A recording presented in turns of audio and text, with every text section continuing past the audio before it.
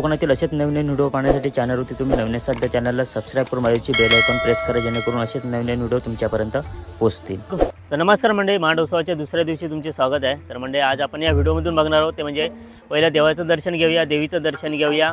आता थोड्याच वेळात भजनाला सुरुवात होते, त्यानंतर आपण दिंडी सोहळा बघणार आहोत आणि उद्या आहे 12 तारीख दुपारी 3 वाजता भरायला सुरुवात केली जाणार आहे आणि त्याचबरोबर भरपूर सारे उद्यापासून गर्दी सुद्धा असणार आहे भाविकांची। तर मंडळी हा व्हिडिओ तुम्ही शेवटपर्यंत बघा, नक्कीच तुम्हाला आवडेल। व्हिडिओ आवडल्यास नक्की व्हिडिओला लाईक करा, शेअर करा, कमेंट करा आणि चॅनलवरती मित्रांनो कोण नवीन असेल तर सबस्क्राइब करा। म्हणजे महाडोत्सवाच्या दुसऱ्या दिवशी इथे कारंजे सुद्धा लावण्यात आलेलं आहे आणि जेवढी झाडं आहेत मंदिराच्या परिसरामध्ये ना त्याला बघा विद्युत रोषणाई केलेली आहे आणि ते सुद्धा तयार आहे। समोर आपण बघतो ते मंदिर।